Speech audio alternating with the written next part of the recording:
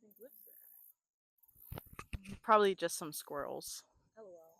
That's not who we're here to see. I know.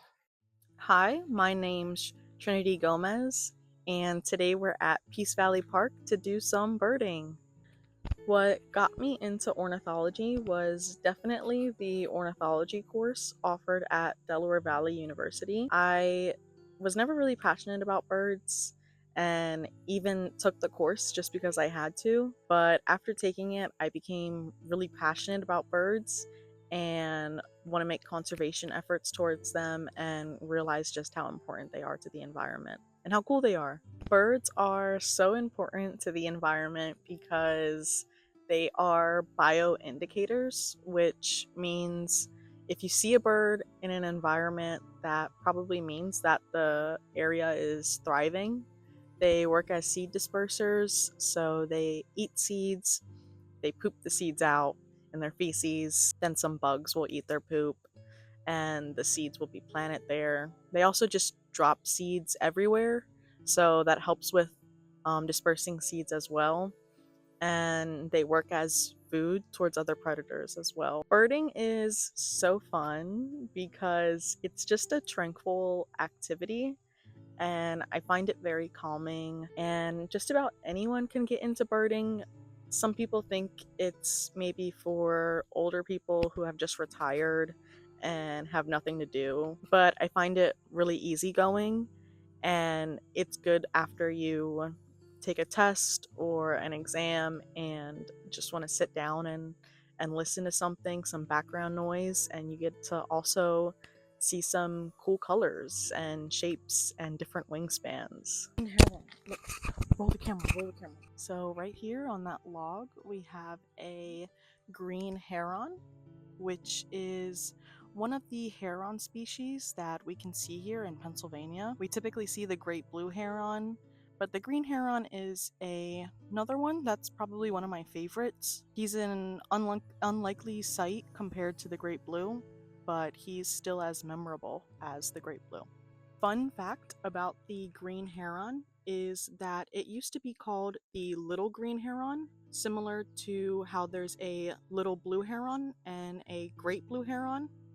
But since there's no great green heron, they had the name changed to just green heron instead of little green heron. I'm gonna use my Merlin Bird ID app to identify the bird that's talking right now, because I'm not too good at bird calls. And that's a Carolina wren. They're very small. Oh, he's right there. He's climbing up the tree. Oh, You see him? I did see that. I don't know if I got that. That was cool. So Carolina wrens, which are what we're hearing right now, they have specialized feet so that they can climb up the sides of the trees, which not all birds have. Right here in the backfield, we have some turkey vultures circling probably a carcass of some sorts. They are nature's cleanup crew, and without them, I think we would have a lot of rotting meat laying around. They love it. They can digest bones, and some old world vultures are critically endangered, and it's something that we want to try to work to conserve. All three of these guys back here are turkey vultures. And one of the ways you can tell a turkey vulture from a black vulture, which are both native to Pennsylvania, is that not only do the black vulture have a black head and the turkey vulture has a red head, but seeing them from afar, the turkey vulture has all white underneath of its wings, while the black vulture only has white along the tips of its wings. So that's a pretty easy way to ID the two different species in Pennsylvania. This is a song sparrow. They're one of the few birds that you can see in the city. You can see them a lot in Philadelphia. They're one of the few birds that I super know how to ID because they're around my house. Not too many birds in Philadelphia, you might be surprised, but these guys, a ton of them. Song sparrows, house sparrows, super cool guys. One time Charlie asked me, Trinity, what's that bird that sounds like a crying baby?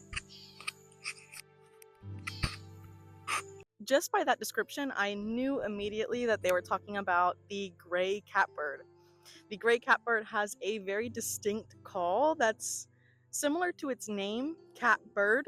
They make a sound that goes mee, which sounds like my cat in the morning when I haven't fed her yet. That thing right there, which doesn't look as big on camera, but that is a heron. Great blue. Oh, please, my bird. Right here, across the water, very far away, we have the great blue heron, which is one of the few birds, waterfowl actually, that you can see at Lake Archer at Delaware Valley University. One of my favorite birds to see on campus. I think we have some double-crested cormorants here. You can see them a lot at Peace Valley Park in very large numbers. My name's Trinity Gomez, signing off. Thanks for birding with me.